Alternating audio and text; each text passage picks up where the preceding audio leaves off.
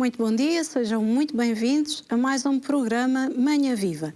E hoje vamos falar sobre introdução alimentar dos bebés, como e quando fazer.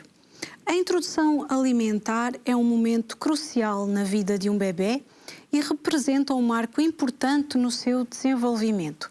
Este processo, que geralmente ocorre por volta dos 6 meses, 6 meses de idade, envolve a transição do bebé do leite materno ou fórmula para uma variedade de alimentos sólidos. A forma como e quando, essa introdução é feita pode influenciar não apenas a saúde nutricional da criança, mas também as suas preferências alimentares futuras e o seu relacionamento também com a comida. A abordagem à introdução alimentar pode variar de cultura para cultura, mas existem sempre diretrizes gerais que ajudam os pais a tomarem decisões mais informadas. É assim fundamental compreender os sinais de prontidão do bebé, escolher os alimentos apropriados e introduzi-los de maneira segura e de forma gradual. Além disso, a experiência alimentar deve ser positiva e encorajadora, permitindo que o bebé explore novos sabores e texturas. Neste contexto, este programa Manhã Viva irá explorar as melhores práticas sobre como e quando realizar a introdução alimentar, abordando tópicos como a escolha de alimentos, métodos de introdução, alérgicos alimentares e dicas para tornar este momento, na fase do bebé, uma experiência agradável, não só para os bebés, mas também para os seus pais. E desde já eu quero agradecer a presença do Dr. Jorge França, médico pediatra, a quem agradeço por estar aqui connosco. Boa tarde, muito Marta, e boa tarde a todos os telespectadores que nos estejam a assistir. Eu começo realmente por felicitar o programa e agradecer a oportunidade que me dão para tratar ou abordarmos um assunto de extrema importância no âmbito da saúde pública. Porque, na realidade, hoje em dia deparamos-nos com uma epidemia, é assim mesmo que se designa, de excesso ponderal e obesidade infantil, que nos preocupa muito, na medida que isto vai ter repercussões no futuro, ao nível, portanto, da hipertensão, da doença cardiovascular, da diabetes mellitus tipo 1, para além de que a alimentação, no caso, portanto, dos bebés e das crianças em idade precoce, tem muito a ver também com o desenvolvimento infantil, com o desenvolvimento cerebral e, portanto, é um tema que merece, de facto, particular atenção. Já lá vamos falar mais aprofundadamente sobre o tema com o Jorge, não é? Certo, Marta, obrigado. Sim. Mas não sem antes também entregar este nosso tema, não é? Muito especial hoje, e todos nós que aqui estamos para levar este conteúdo até si, às mãos e ao coração de Nossa Senhora, rezando Ave Maria, cheia de graça, o Senhor é convosco, bendita sois vós entre as mulheres, e bendito é o fruto do vosso ventre, Jesus. Santa Maria, Mãe de Deus, rogai por nós, pecadores, agora e na hora da nossa morte. Amém. Portanto, o nosso convidado é médico especialista em pediatria médica, em atividade no Centro Hospitalar de Trás-os-Montes e Alto Douro, é mestre em Educação para a Saúde com a tese A Problemática da Inclusão das Crianças com deficiência ou multideficiência na escola pública portuguesa no âmbito do novo regime legal da educação inclusiva. É aluno de doutoramento de bioética, prestes a iniciar o 2º ano. Então, Dr. Jorge, Jorge, como Jorge. Deseja ser tratado, em que momento da sua vida descobriu a sua paixão pela medicina e em especial pela pediatria? Eu, em termos de medicina, não tenho familiares, digamos que fui sempre uma pessoa que me preocupei com os outros, sensível. Guardo, contudo, uma imagem da minha infância em que eu, portanto, a brincar num parque infantil, magoou-me e uma menina, mais ou menos da minha idade, diz-me: vou-te cuidar de ti, e leva-me de repente para a casa dela, muito próximo do parque, e eu lembro-me perfeitamente de a estar a admirar pelo o modo como me tratava. Admiração por quem cuida e gratidão foi uma coisa que me marcou profundamente. Chamava-se Maria, a menina, e de nada mais sei sobre ela. Mas é mais tarde, na adolescência, por volta dos meus 13 anos, em que a minha mãe, de algum modo, me dizia que eu devia seguir direito. Porque eu lutava muito por ideais de justiça, tinha muitos argumentos, mas na realidade eu tinha no meu interior que eu queria ser médico. E há um dia que estou a refletir nisto, uma coisa ou outra, e como que uma voz interior, eu ouço e me pergunta: Jorge, mas o que é que tu queres mesmo da vida? E a minha resposta não teve nenhuma dúvida: ajudar os outros. E quando eu percebi ajudar os outros, então vou ser médico. Rapidamente faço um raciocínio entre as duas situações e, efetivamente, a partir desse momento, de férias do 8º ano, aproximadamente, eu nunca mais hesitei sobre que eu iria seguir a profissão médica. Já em relação à pediatria, acontece um facto na minha vida que marcou muito. É que eu fui pai no último ano da Faculdade de Medicina. E a minha mulher ainda era estudante, no 4º ano e eu no 6º. E essa experiência de ser pai precocemente e a necessidade de ter pedido ajuda, isto é, inclusivamente eu fui ter com o meu professor de pediatria e disse: vou ser pai e preciso de um pediatra. E ele disse: olha, não te preocupes, e a tua mulher já tem obstetra? Não. E ele diz: então eu vou já tratar disso. E telefona à minha frente. Eu aproveito, o Sr. Professor Norberto já não está entre nós, mas o professor Bernardo, sim, da obstetrícia, ele pediu ao meu futuro colega para que fosse obstetra. E é verdade, é que essa experiência de ser pai precocemente, o estudar muito a pediatria, obviamente, que eu tinha uma responsabilidade em breve para assumir, foi muito decisivo, para além do estágio no serviço de pediatria. E, em particular, houve uma criança que me marcou muito, nesse estágio de pediatria ainda geral, ainda não na especialidade, foi uma criança queimada no tórax. Meu Deus. Que me fez perceber a vulnerabilidade das crianças, sim, a possibilidade de atuar ao nível da educação e da família para haver prevenção do acidente, porque, efetivamente, se a medicina deve ter muito o paradigma da prevenção, a pediatria eu acho que é quase por excelência, ou deve ser uma das áreas em que isto é relevante. Sim. Um pouco por aí. Sim. E a paixão depois foi sempre crescendo, não é? Claro. E permanece até sempre, não é? Certo. Em relação aqui ao nosso tema, não é? A introdução alimentar dos bebés. Como e quando fazer, então? Primeiro, até o conceito, não é? Sim. Portanto, que de algum modo a Marta já referiu. Nós dizemos que a alimentação diversificada é quando, de algum modo, nós introduzimos outro alimento que não o leite. Seja ele origem materna, como disse, ou de fórmula. Há um consenso, podemos dizer, alargado, em de que nunca deve iniciar-se antes dos 6 meses. Embora algumas sociedades internacionais, nomeadamente a ESPGAN, a nível europeu, não se passa o mesmo com a ESPGAN na América Latina, que claramente, tal como a OMS, define os 6 meses, a ESPGAN a nível europeu, por vezes, fala 4/6 meses. Mas, na realidade, feita uma análise profunda, e isto vai desde a Austrália, a América, a África, etc., nós podemos dizer que o mais seguro, por várias razões que podemos depois elencar, é iniciar por volta do fim do 6º mês.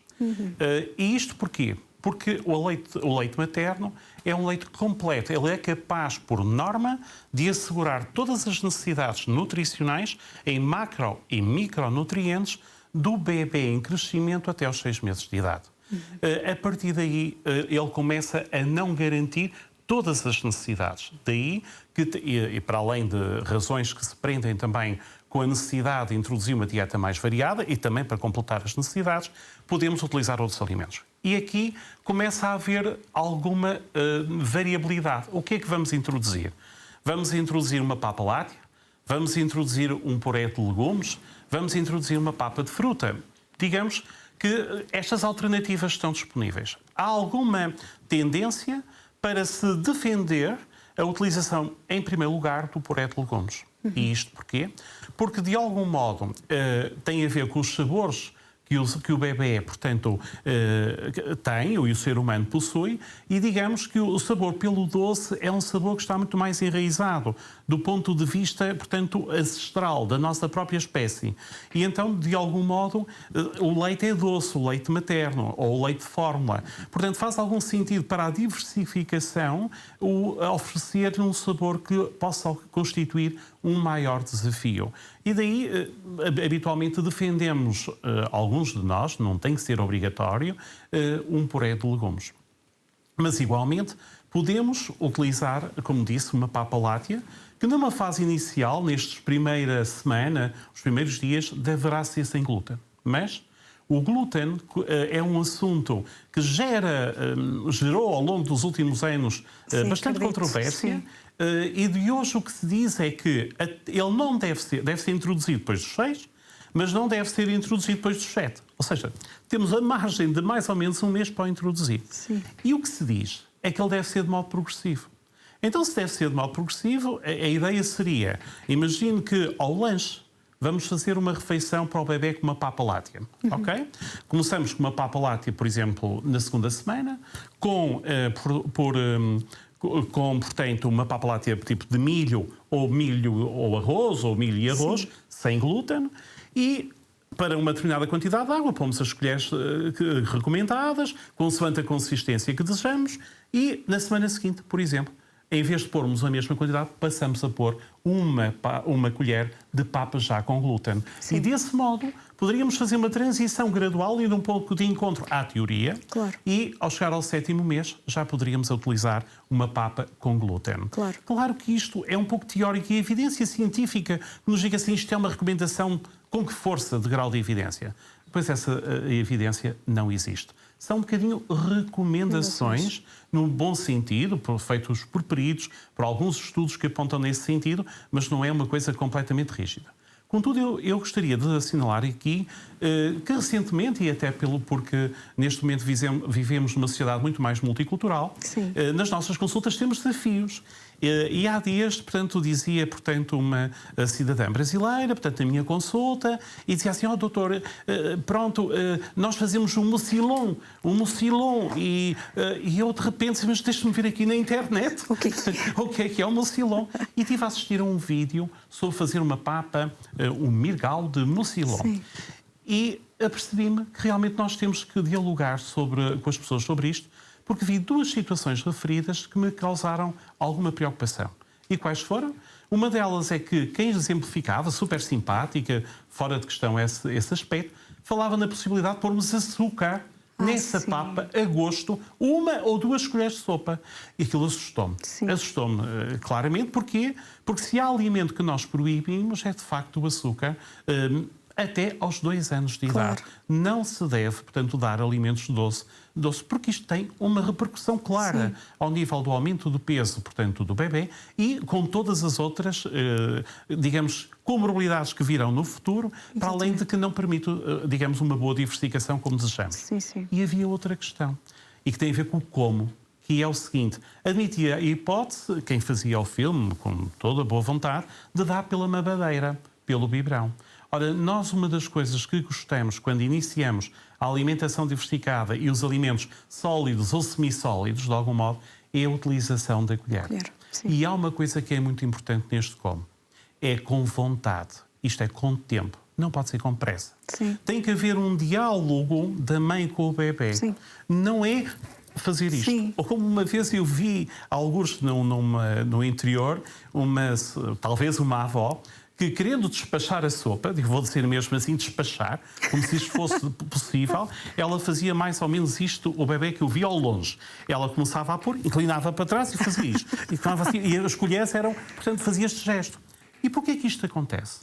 Acontece porque, ao tocarmos com a colher na língua, o bebê, ao 6º mês, o provável é que faça a extrusão da língua. Não quer dizer que não gosta da papa ou que não gosta do puré de legumes. Ainda é um reflexo primitivo que vai desaparecer com a educação e com o tempo. Ok? Portanto, tem que haver, sobretudo, disponibilidade, o olhar para o bebê, brincar com ele. Eu acho que é muitíssimo importante este aspecto. Depois há nuances, não é? Quando introduzir, por exemplo, a proteína, que se defende, seja de origem animal ou peixe, que deve ser feito também por volta desta altura. Sim. E porquê? Porque aquilo que mais, a deficiência, digamos, nutricional mais prevalente no mundo inteiro é a deficiência de ferro, e isto origina anemia, pode originar anemia no bebê, nesta fase em que ainda há grande progressão ponderal, e sabe-se que esta anemia vai afetar o desenvolvimento cognitivo do bebê. Sim. E o desenvolvimento cognitivo do bebê é fundamental para o desenvolvimento psicomotor. Porque a alimentação não é só crescer em peso ou em crescimento. Nesta fase da vida implica diferenciação.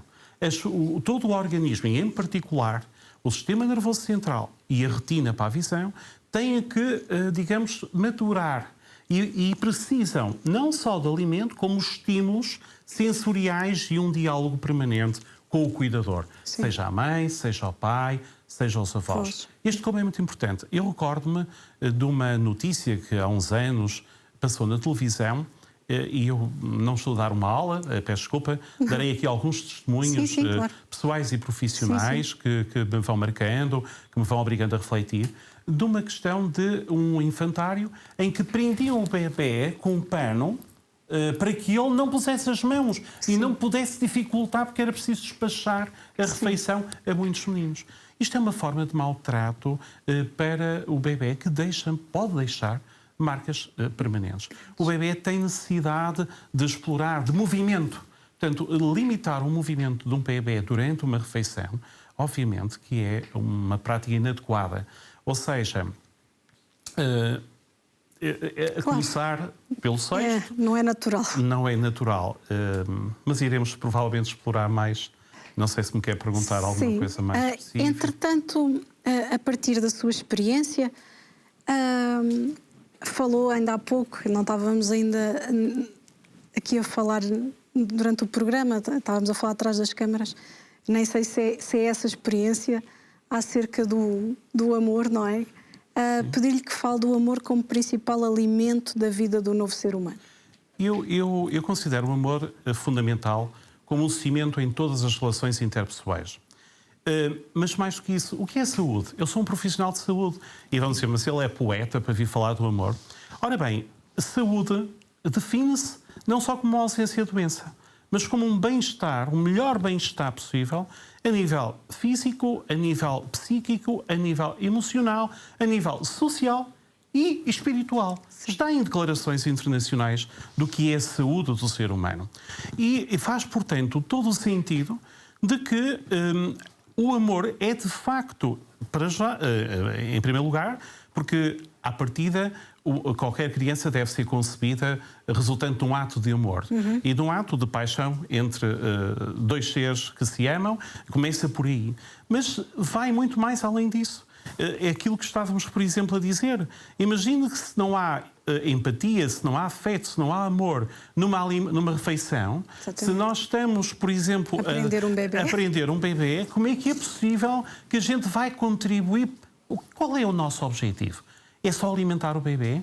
Ou estamos a ajudar a crescer um ser humano para vir a tornar-se num ser humano adulto que seja produtivo à sociedade, que seja equilibrado nas suas relações e na sua capacidade produtiva e que seja feliz. Sim. Porque basicamente o que nós desejamos é que haja felicidade humana.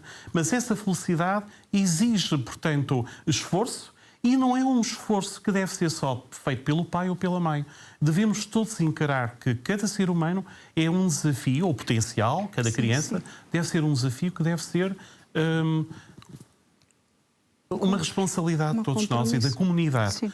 A criança faz parte de uma comunidade. Sim. Não vive isolada, ou não deve. E daí entramos na matéria das crianças, sei lá, abandonadas, de rua, migrantes, etc. Não é? Que é uma preocupação muito grande, efetivamente, à escala mundial. Como deve ser feita a planificação da gestação? A planificação da gestação...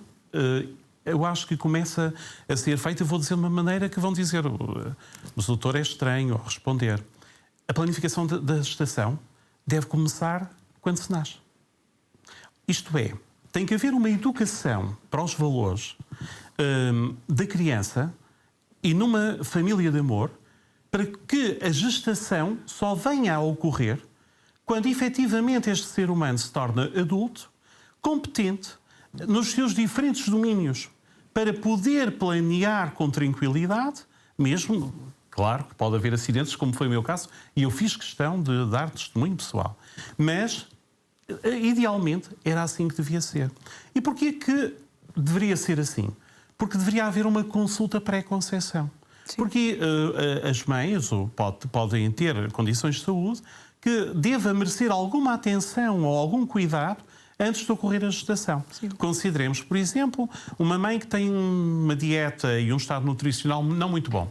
Sim. Uma das coisas que se sabe hoje, claramente, e há evidência, é que há necessidade de fazer, por exemplo, suplementação com ácido fólico durante pelo menos um mês para tentar prevenir malformações do tubo neuronal, que criam situações que de extraordinária, podem ser, algumas delas, de extraordinária complexidade e virem a determinar a qualidade de vida do futuro ser humano, sem falar de que poderia constituir para o casal a possibilidade, do ponto de vista legal, de haver uma interrupção voluntária da gravidez, o que nos levantaria para outras questões do que também suscitam debate ético. E, por exemplo, esta é uma situação que poderia ser facilmente acautelada.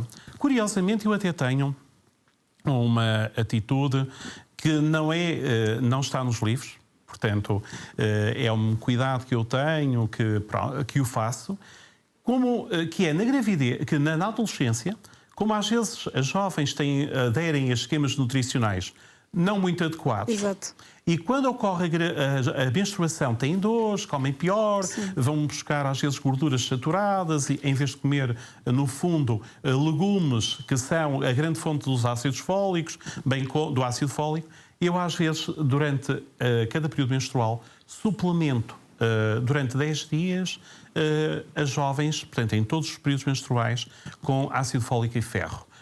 Portanto, com um comprimido, existe uma não vou referir o nome, mas claro, existe um comprimido e todos os dias à noite, por exemplo, ao jantar, desde que não usem produtos lácteos, claro, porque interfere com a absorção de ferro.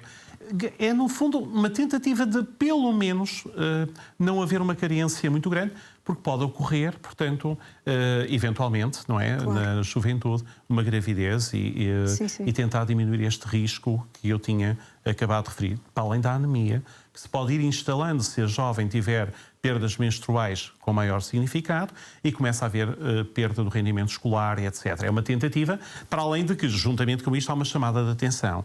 Cuidado, temos que rever, portanto, o ciclo dos alimentos, não é? Portanto, a roda dos alimentos, para dizer temos que melhorar a alimentação, estás numa fase de crescimento. Essa seria, então, uma atitude de parentalidade responsável, sem medo, uma parentalidade positiva? Ao início de... Qual? Diga-me, por favor. Essa que nos fala, esse cuidado de ter, de cuidar destas jovens para que possam não ficar subnutridas, de chamar a atenção neste sentido. Sim, embora sim, podemos considerar que é uma medida de prevenção. Embora o conceito e o programa de parentalidade positiva está instalado no país há talvez quase 2 décadas. Ele, de algum modo, nasce noutros países, noutras latitudes, nomeadamente nos Estados Unidos, e porque se percebeu, e na região centro é muito forte, tem vários centros de saúde e várias unidades em que ele foi bem estabelecido, foi um programa que se instalou para ajudar os pais, sobretudo, que, portanto, têm dificuldades socioeconómicas, que têm menor literacia, não são únicos, são exclusivos, sim, mas em que se verifica que as crianças têm maior risco de sofrerem algum tipo de abuso ou terem um tratamento negligente. E, portanto, para evitar os maus tratos infantis ou para diminuírem muito esta realidade. E porquê? Porque nós sabemos que um desenvolvimento não adequado da criança nesta fase da vida no futuro temos maior risco a vários níveis. Desde logo ao nível do abandono escolar, tanto que aumentam as taxas, mas sobretudo e também em comportamentos de risco antissociais, comportamento como dependências, marginalidade, prisão. Ok. E, portanto, é necessário intervir. E aí, então, são programas que têm, com alguma duração, com semanas, que têm reuniões individuais, portanto, com as famílias, mas reunião de grupos também de pais. E são reuniões quer presenciais, quer online. Portanto, é todo um programa certificado. E Portugal teve, porque neste momento o programa, digamos, financiado, terminou, mas, não obstante, continuam os centros, portanto, de saúde em vários locais do país, de facto, com essa capacidade de dar resposta e formou-se muitos profissionais, não só médicos, como enfermeiros, como, portanto, psicólogos, educadores também, porque, de facto, a responsabilidade da parentalidade não é do pai. O que é a parentalidade? A parentalidade deve ser vista como a transmissão de uma geração para outra de valores, da capacidade de as crianças adquirirem competências a vários níveis, sejam elas cognitivas, sejam elas, portanto, emocionais, sociais, aprenderem brincando, a descobrir, a explorar e, para além disso, adquirirem as atitudes mais assertivas face à vida, de modo a serem os tais adultos responsáveis para todos, no fundo, co-construirmos uma sociedade humana muito melhor, muito mais tolerante, muito mais justa, que permita muito mais a igualdade de oportunidades e que permita vivermos em paz, que é aquilo que muito gostaríamos de viver, mas que parece sempre uma utopia. Estamos mesmo assim a terminar esta primeira parte, mas já voltamos para continuar a nossa conversa. Okay. Jorge, fique também desse lado, volte connosco para saber mais sobre o tema de hoje. Até já.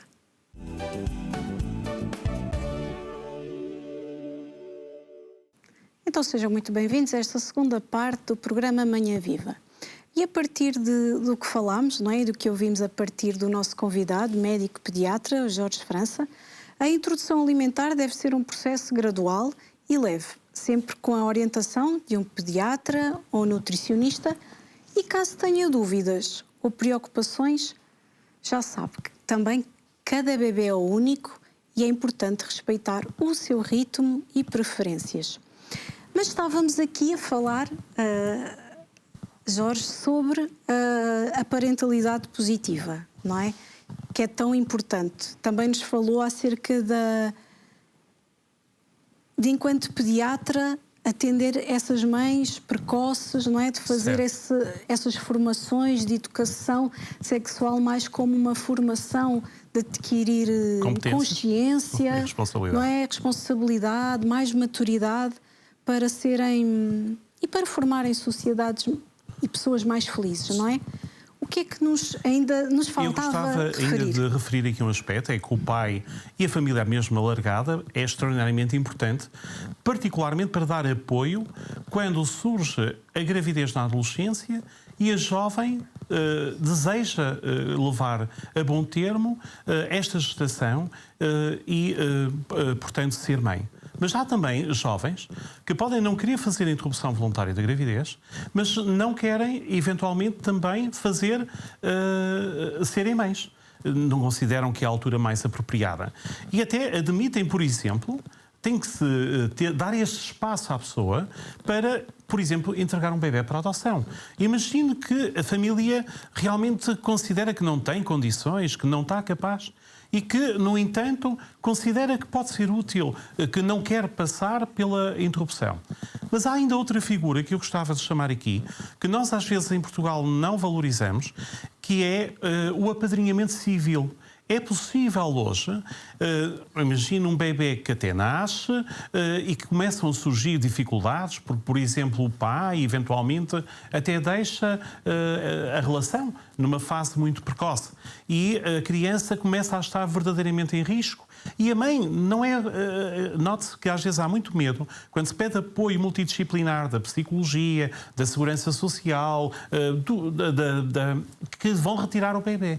Isto pode não ser assim. De todo, pode ser uma maneira de encontrar recursos com a família, de poder manter o vínculo desta criança à sua família original. Sim. O apadrinhamento civil permite isto.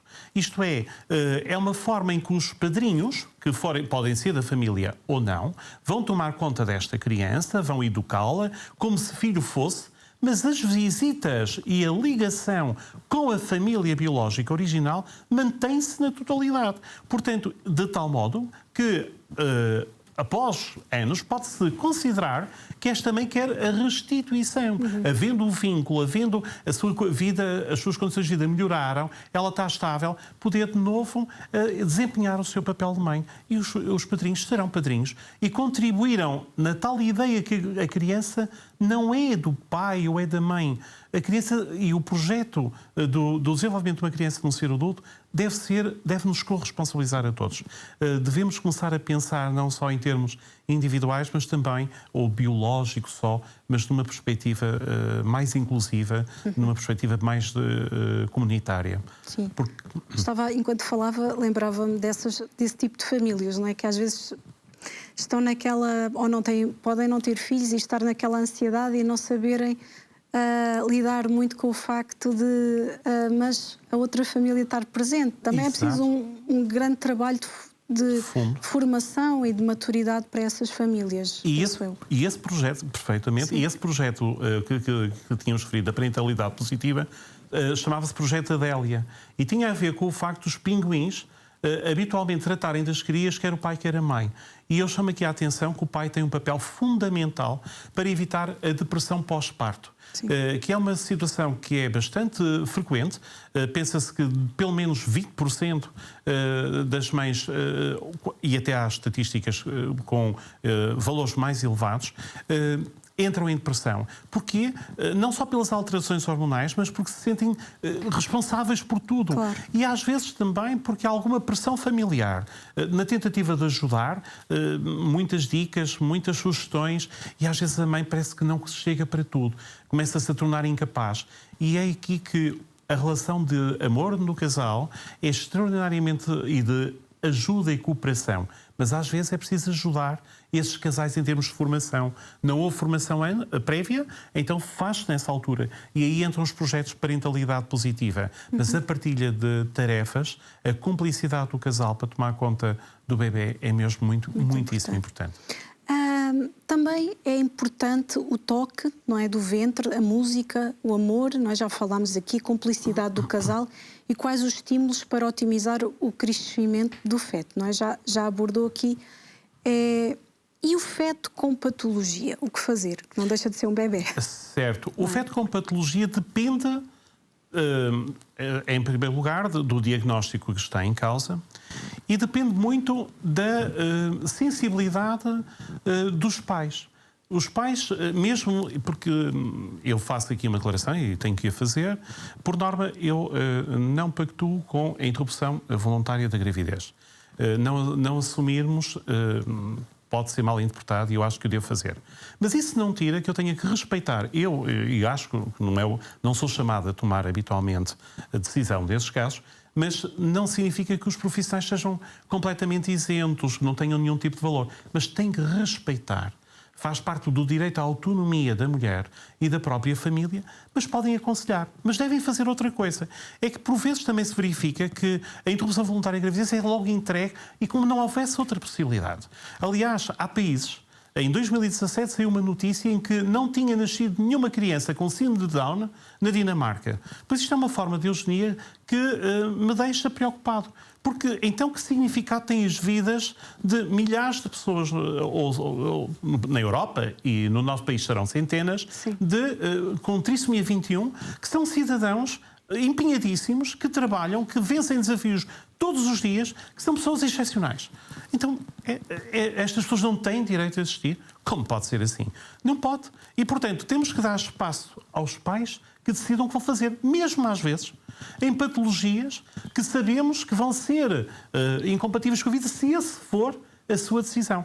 Porque hoje começa-se a falar e muito naquilo que é os cuidados paliativos neonatais. Ou seja, há situações em que se os pais acham que têm que levar aquele percurso, querem fazer aquele acompanhamento e pode-se dar tratamento paliativo, obviamente, não permitindo o sofrimento do bebê, se essa for a condição. Ou às vezes até pode se tornar inesperado. A situação tornar-se portanto, aparentemente ia correr tudo bem e de repente temos um bebê que se encontra numa fase, digamos, com graves sequelas, pode estar num estadio terminal, que não vai ser compatível com a vida e os médicos hoje em dia têm capacidade de poder ajudar nas diferentes fases da vida as pessoas a morrerem com dignidade, com o menor sofrimento possível e com tratamento holístico, o que é assim que deve ser. E põe-se a questão aqui do luto. Num luto que os pais vivem, que por vezes é difícil, que tem que se prolongar para além do momento da morte, em que os profissionais hoje em dia começam a fazer consultas nestas unidades para acompanhar estes pais. Eu vou dizer que a minha formação ocorreu entre 90 a 96, no serviço do São João, no Hospital São João de Pediatria, e nós tínhamos todos os meses uma sessão de análise de necrópsia. Isto é, o professor Norberto fazia questão que todos os bebés que falecessem na unidade fosse feita uma apresentação pública no serviço, para que todos os profissionais pudessem refletir sobre aquilo que havia passado. Aquilo era uma forma de fazermos uma espécie de introspeção, reflexão. Sim. O que é que foi feito, o que é que aconteceu, porquê que aconteceu, e no fundo era uma forma de nos sensibilizar para aquela vida não foi em vão. Aquela vida teve significado certamente e muito para os seus familiares e, além disso, mereceu a atenção dos profissionais. Porque isto é muito importante, sabermos lidar com o sofrimento do outro ser humano. Essa é a profissão do médico, na minha perspectiva. E eu gostaria, até vão-me permitir, de evocar um dos melhores textos, na minha perspectiva, de modo simplista, para contar uma história oral breve, do Papa Francisco, em que eu uma vez passo uma noite, estava chamada para a urgência e não sabia como é que havia conciliar o sono e a responsabilidade de poder ser chamada a qualquer altura, e comprei um livro sobre o Papa. Era uma entrevista do Papa Francisco que tinha acabado de ser eleito. E eu passei horas a ler aquele livro e disse, mas eu não encontro aqui uma história para contar.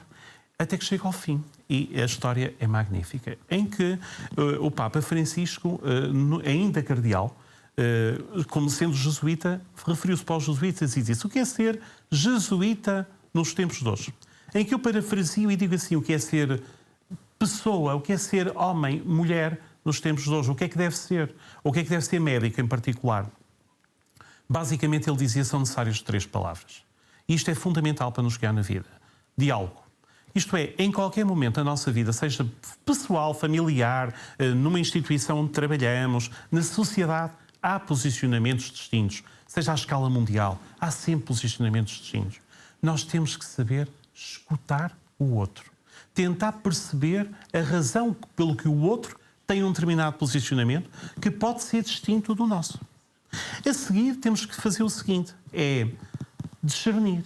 Discernir o que é, nesta problemática, essencial, que temos que preservar porque interessa aos dois, e aquilo que é acessório. Ok, a paz é fundamental entre todos os seres humanos. O que é que nós podemos fazer para construir a paz? Como vamos ultrapassar um determinado problema concreto, sem ferir o outro com outras convicções? O que é que vamos fazer? E, finalmente, havia outra palavra, que é fronteira. E tanto hoje se fala em fronteira. Mas a fronteira, efetivamente, no Papa, tem um significado muito especial. É que qualquer um de nós um dia vai viver numa situação de fronteira, que é um intenso sofrimento, pode ser físico, psíquico, pode ser emocional, pode ser fugir da guerra. São os migrantes que procuram abrigo, portanto, fogem muitas vezes dos seus países onde não têm de comer, onde, portanto, há guerras, há tráfico, há corrupção e procuram outros locais. E o que para viverem. E o que nos exorta o Papa Francisco aos jesuítas, e que eu, de algum modo, acho que todos nós devemos pensar, por vezes, um pouco nisto. O que é que devemos fazer? O que é que muitas vezes o médico faz? É sair de si, do seu conforto. Se calhar é mais simples eu ir embora e não estar no presente da morte, no momento da morte de um doente que assisto. Sim. às vezes não posso, ou alguém não pode. Não estamos a dizer que temos todos que estar. Sim. Mas pode ser muito importante, nessa altura, nós acompanharmos esse momento difícil da pessoa que está em qualquer uma destas situações e ajudar a vivê-la esse momento, partilhar com ela esse momento. E ele diz que é nessa altura que nós encontramos Jesus. Isto é, quando nós saímos de nós e estamos com o outro, nesse momento particularmente difícil. E esse momento vai chegar.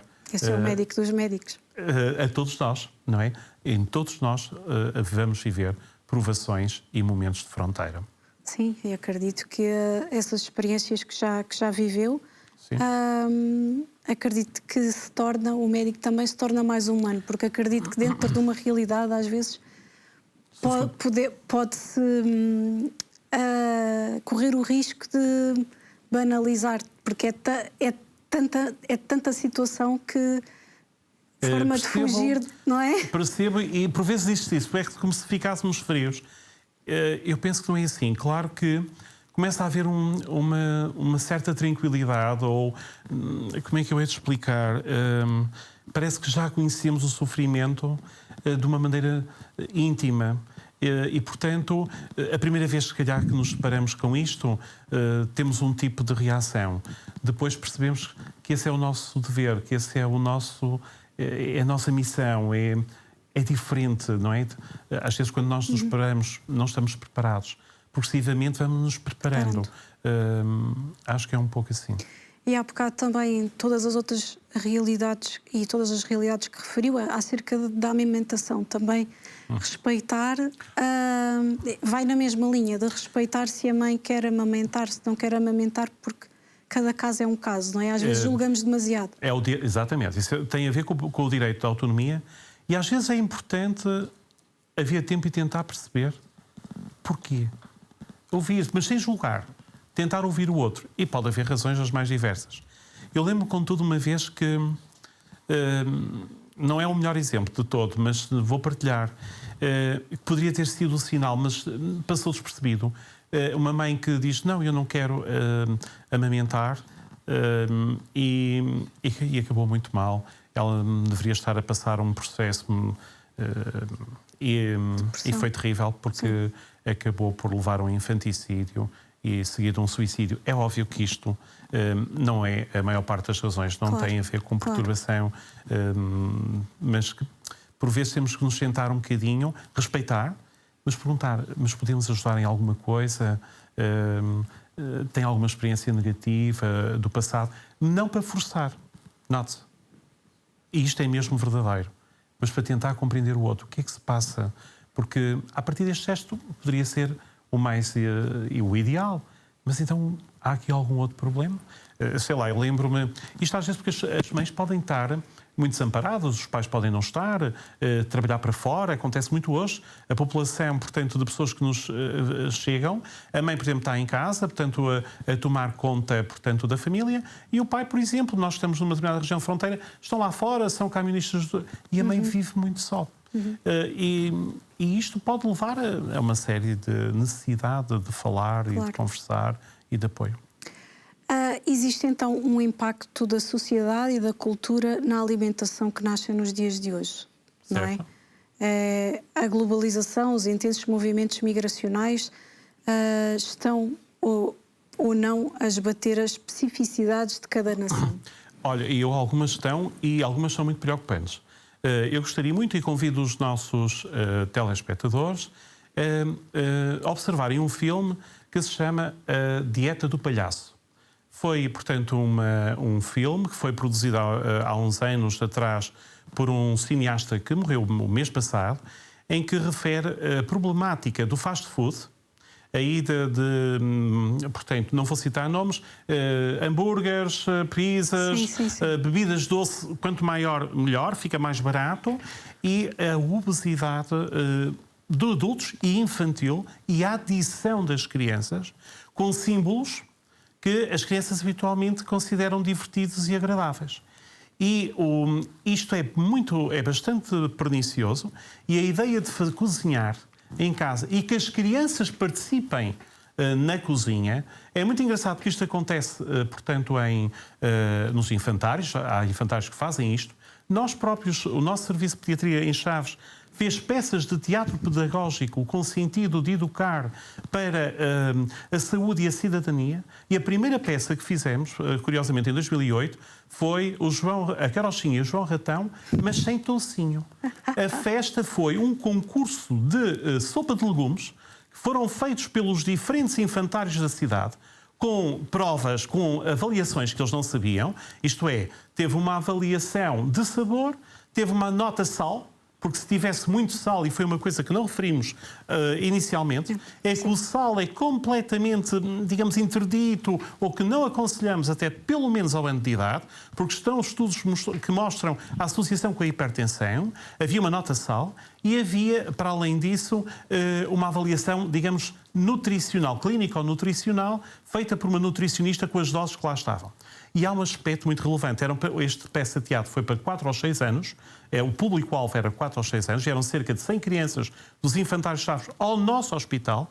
O hospital promovendo a educação em parceria com as escolas, mas em que os meninos participaram nas atividades, portanto, que é pré, quer na própria confecção das sopas e na diversão que foi a peça de teatro. E isto era para assinalar, tive agora aqui um pequeno lapso de memória, era para assinalar que as crianças têm uma palavra a dizer até na escolha dos alimentos. E que, sabe-se outro aspecto que há bocado também, peço desculpa que estamos agora aqui a fazer remates, é que a alimentação da mãe durante a gravidez vai influenciar a apetência para os sabores do próprio bebê. Sabe-se hoje que a mãe não deve ter restrições. Não deve ter restrições nem durante a gravidez, nem quando está a amamentar. As pessoas dizem, não comas brócolos, não comas... Não se deve fazer isto. E porquê?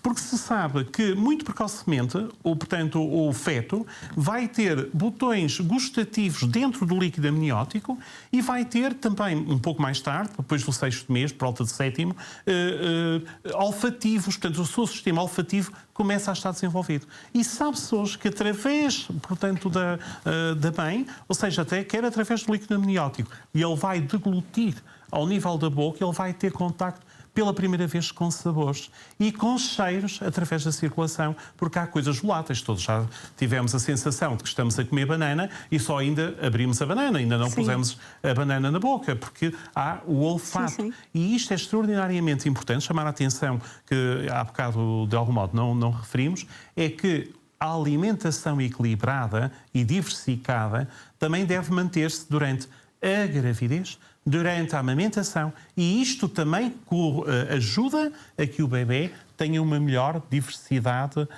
uma melhor aceitação da diversidade de alimentos. Isto é também importante. Jorge, estamos mesmo a terminar o nosso programa. Não sei se gostaria de deixar uma mensagem final aos nossos telespectadores acerca de algo que queria ter dito, não disse, ou de orientar. Eu vou deixar depois com a Marta o meu e-mail, se quiserem. Vamos portanto, passar em baixo. Ok, para poder contactar e eu poder, perante alguma situação concreta, dar orientação ou até mesmo sugerir alguns livros nesse contacto, que acho que é importante. E depois eu gostava de deixar uma mensagem de esperança, uma mensagem de algum modo também fé, que temos que nos juntar para construir as sociedades realmente mais democráticas, mais inclusivas. Eu acho que devemos olhar para quem chega hoje numa situação de necessidade, não de uma forma, este é o outro, mas tentar perceber, até imaginem pessoas muçulmanas que têm tradições. Aliás, fizemos outra peça de teatro, peço desculpa, em que entram quase sempre também pessoas de outras culturas. Sim. Judeus, muçulmanos, portanto fazem parte porque considero que uma visão ecuménica é muito importante, porque diz muito, e tem alguma verdade, que às vezes os conflitos religiosos estão na base de muitos conflitos. Pois então eu acho que chega a altura e o momento da religião fazer pontes e não continuar conflitos. Fronteiras. Como dizia, portanto, e outra palavra que vou citar, outro Papa, João Paulo II, que dizia uma coisa que eu acho muito importante que a gente tenha neste momento tão crítico que a humanidade está a atravessar, até pelas alterações climáticas que estão a ocorrer. Nós, se quisermos, o ser humano, se quiser, se der as mãos, se realmente houver amor, faz sentido aquilo que dizia João Paulo II. Não tenhais medo, não tenhais medo. Mas isso implica que a gente tenha coragem e que tenha um coração de amor e um coração empático e de relação para com os outros. Verdade. E acredito que nos teatros também as crianças com deficiência também devem entrar. Entraram uma das peças, então, se me derem mais este bocadinho, era Os Três Porquinhos e o Lobo Mau na Escola do Coração. É uma peça em que os três porquinhos são todos diferentes, tal como acontece na escola pública portuguesa. Então, um deles é o responsável, é aquele menino que é o sucesso educativo sem grande esforço. O segundo era o hipercinético, que funciona um pouco como humor, mas ele está lá para aprender. E um terceiro era uma criança que está em cadeira de rodas e é claramente a mais visível. Portanto, o outro seria o neurodiversidade e este era mesmo portador de uma deficiência motora. O Lobo Mau era uma personagem ambígua em que ele dizia: eu venho à escola e não sei para quê, porque eu sou bom por parte da mãe e mau por parte do pai e não sei o que venho cá fazer. Porque às vezes alguns andam lá e não percebem muito bem e a escola tem que ter cuidado com esses lobinhos para os transformar em cidadãos bons, que foi o que aconteceu na nossa peça. E há um momento dessa peça, foi a única peça de teatro pedagógico que eu chorei no final.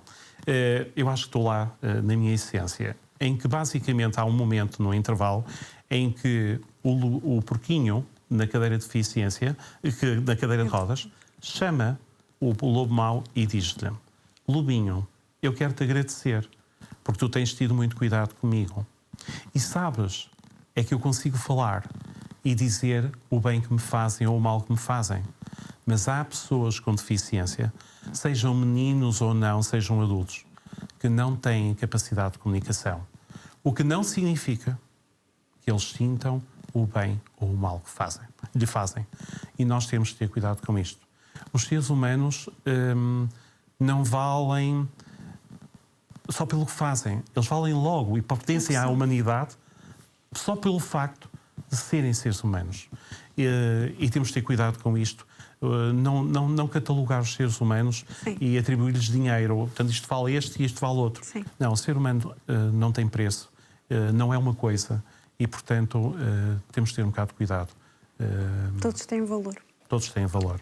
Todos são precisos. Exatamente. Muito obrigada. De maneira nenhuma. Jorge, muito obrigada pelo seu contributo, pela sua partilha e que Jesus, médico dos médicos, possa auxiliá-lo nessa sua missão de médico. Que assim seja. Ao serviço daqueles que precisam tanto de médicos como o doutor. Precisamos de todos, uns dos outros. Muito obrigado. Obrigada. Obrigada também a si que esteve desse lado. Já sabe, volte no próximo programa. Estamos aqui à sua espera, se Deus quiser.